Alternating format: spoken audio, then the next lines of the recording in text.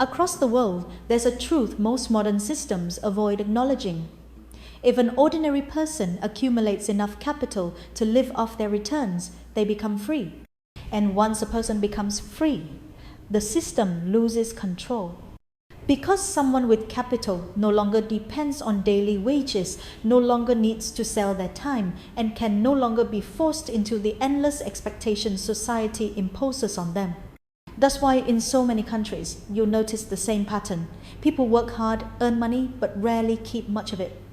They get pulled into consumption, rising living costs, manufactured needs, and a financial cycle designed to keep them from ever reaching even the smallest level of financial independence, even if that independence is just a few hundred or a few $1,000s a month from a modest amount of saved capital. The frightening part is that most of us don't notice the trap. Every day looks the same, working to pay bills and paying bills to keep working. And because this cycle is so familiar, people accept it as a normal part of life without ever asking the real question. Why is everything structured in a way that prevents ordinary people from accumulating enough capital to break free? Today, we're going to break down how this global system works, from consumer pressure, lifestyle inflation, to the power structures that ensure a small group owns most of the world's wealth. And more importantly, we'll explore how an ordinary person, even with just a few dozen or a few $100s, can begin the journey out of a cycle the elite never want you to escape. In every modern society, whether in Asia, Europe, Africa, or anywhere else, there is an unspoken rule that most people never notice. The moment an individual accumulates enough capital to live off returns, they no longer depend on selling their labor to survive. And once a person no longer needs to work to exist, they become harder to control, harder to pressure, and harder to keep inside the economic loop. That's why capital accumulation, even something as small as a few thousand or tens of thousands of dollars, is something the system quietly hopes you never achieve. Someone with $10,000 saved can afford to pause and think. Someone with $20,000 can walk away from a toxic job. Someone with $50,000 can rebuild their life from scratch. But someone with $0, they must return to work tomorrow, no matter how unbearable their situation is. This is the true difference between having capital and having none. Capital isn't just money, it is the power to choose. The issue is that most economic structures around the world are built on the idea that the majority of workers must always have just enough to survive, but never enough to escape rent, living costs, consumption culture, social expectations. All of it works together to ensure you never keep much of what you earn. No conspiracy is needed. The system simply requires you to stay busy and slightly short on money, so you always have to sell your time again next month. The irony is that most wealth on this planet does not come from working. It comes from owning capital, equity, assets, investment returns, things that generate money simply by existing. Meanwhile, the working class model relies on constantly trading time for income. This gap creates the growing divide between those who own capital and those who don't. This is why capital accumulation is not just a financial milestone, it is a fundamental shift in your relationship with the system. It's the moment you stop living by the rhythm society sets for you and start setting your own. What the system fears is not that you become rich. What the system truly fears is that you stop depending on it. In many parts of the world, consumerism isn't just a habit, it's a sophisticated system designed to make you spend money before you have time to think. Every day, you're surrounded by hundreds of triggers, advertisements, social media trends, influencers, must-have items, and countless messages telling you that you need to upgrade your life to keep up. And because everyone around you is doing the same, it feels natural to follow. The consumer machine operates on one simple but incredibly effective principle: turn spending into identity. In many cultures, owning new things, traveling more, or using premium services has shifted from a need to a form of social validation, proof that you're doing well, keeping up, or not falling behind. When your emotions are triggered, your ability to distinguish real needs from manufactured desires collapses. The modern consumer system no longer relies on traditional ads. It appears in every platform you use: short videos, carefully crafted reviews, influencers showing perfect lifestyles, non-stop promotions, and one-tap payment apps. Buying something for $20, $50, or $100 has never been easier or faster. And when everything around you is optimized for instant spending, you rarely get a chance to pause and ask yourself, do I actually need this? The global consumer engine works so smoothly that spending feels normal while saving feels strange. It makes you believe your choices are independent when most of them are subtly engineered. From the phone you want to the shoes you must have to the lifestyle you think you need. And here's what the system truly wants. If you spend everything you earn, you can't accumulate capital. If you can't accumulate capital, you can't escape the cycle. If you can't escape the cycle, you remain in the system, working, consuming, repeating. Consumerism, therefore, isn't just about money. It's a mechanism of dependence. And that's why most people around the world, no matter how hard they work, rarely manage to keep much of what they earn. If consumerism makes you spend money emotionally, then lifestyle upgrading makes you spend logically. This is the most subtle trap in the modern world because it doesn't push you toward pointless purchases. It convinces you that you deserve a better life right now, even if your finances aren't ready. And this seemingly reasonable belief is exactly what prevents millions of people around the world from ever building enough capital to escape the financial cycle. The trap usually starts small. Once you save $500, $1,000, you feel you should upgrade your phone to work more efficiently. When you save $5,000, $10,000, you think it's time to upgrade your transportation, your lifestyle, or your daily comfort. And when you reach $20,000, $50,000, enough to begin touching minimal financial freedom, the system presents an even more reasonable option. Upgrade your home, expand your spending, buy better things, or move into a lifestyle you once considered too luxurious. What's difficult to notice is that every time you upgrade, you also upgrade your fixed costs. Higher rent, higher expenses, more costly services, more expensive habits. And as your fixed costs rise, your ability to save drops. The $500 you used to save each month becomes $50 or disappears entirely. That's the purpose of the trap. When your lifestyle grows faster than your capital, you can never escape. The more comfortable you live, the more dependent you become. The more you upgrade, the less freedom you have. The unsettling part is that none of this requires force. No one makes you buy anything. You choose it willingly because the system has taught you that this is normal. Everyone does this. You deserve it after working so hard. But this is the mechanism behind many modern economies. Whenever you begin to accumulate capital, you are gently guided into spending it, keeping you at the starting line. And when you return to the starting line, you must keep working, keep running, and keep depending on the system. Lifestyle upgrading doesn't happen in one moment. It happens step by step through small decisions you didn't realize were pushing you deeper into dependency.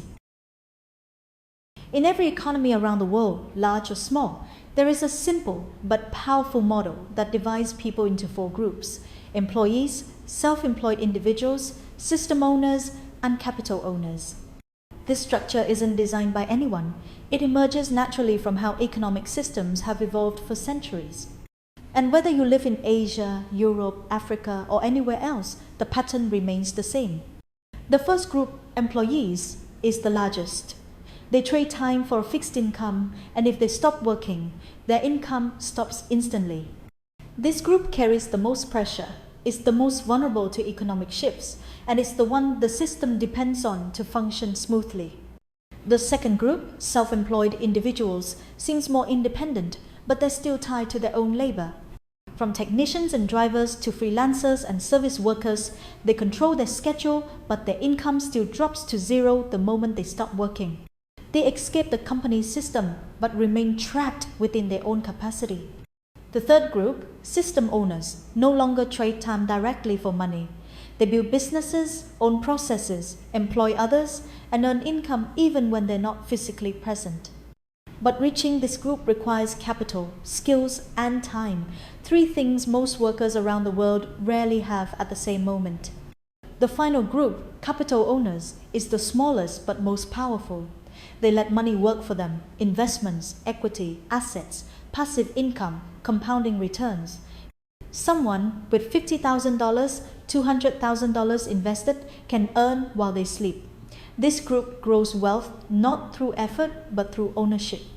The reality is that most people globally remain stuck between Group 1 and Group 2, constantly trading time for survival. Not because they lack ability, but because global financial and social structures are designed around one principle: keep the majority at enough to live, but not enough to accumulate. Without capital, you always return to the starting line. You can work for 10, 20, or even 30 years, but unless you move into Group 3 or 4, your life is still dictated by one thing: how much your time is worth. The global cash flow quadrant isn't just a financial model, it's a map of freedom. And what determines your position isn't your job, but how much capital you have to stop selling your time. The most troubling part of the modern world isn't inequality itself, it's the fact that most people genuinely feel they have no choice but to keep running in the same loop: work, spend, pay, repeat. In almost every country, a similar pattern appears. Your income is enough to survive, but never enough to escape. This isn't a personal failure, it's a structural outcome of a global economy where living costs, services, housing, and obligations rise faster than the ability of most people to save. In many places, someone earning $600, $1,000 a month spends 70% of it on housing alone. Another 10-20% goes to food and essentials. The rest is consumed by transportation, phone bills, internet, services, education, or family obligations. By the end of the month, having $20, $50 left is already considered fortunate. And when simply staying alive consumes nearly all your income, building capital becomes almost impossible. But the problem isn't just cost, it's the lack of breathing room. If you can't save even $200, $300 a month, you cannot stop working to learn a new skill. You cannot afford to switch careers. You cannot pause to rethink your direction. You cannot start anything that requires time or savings. You become locked into your current life, not because you choose it, but because you must. This is how most people around the world remain trapped for life, not because they lack effort, but because they lack the opportunity to pause. They lack financial cushioning to face risks. They lack runway to rebuild. They lack time to create something greater. And when you must work constantly just to maintain basic existence, you never gain the energy or resources needed to build freedom. The irony is that the system often convinces you the problem is discipline, mindset, or money management. But even disciplined, hardworking people have difficulty saving $5,000, $10,000 in a world where basic living costs consume nearly everything they earn. This is why most people across the globe move through life the same way, working to exhaustion but gaining little progress. Those at the top own capital, while those at the bottom only own time, and time has limited value unless you have capital to multiply it. Without capital, you will always trade time for income. And when time is your only resource, you hit a ceiling very quickly. The lower tier doesn't trap people with chains. It traps them with depletion of money, of time, of energy. And that is why most people around the world, no matter how hard they try, never truly escape. Once you understand how the system works, you realize that escaping it isn't about luck or waiting for a miracle. It's a clear, structured path, one that almost anyone in the world can begin, no matter how little they have. And that path usually unfolds in 4 stages. Not fast, not easy, but absolutely possible. Stage 1. Create breathing room.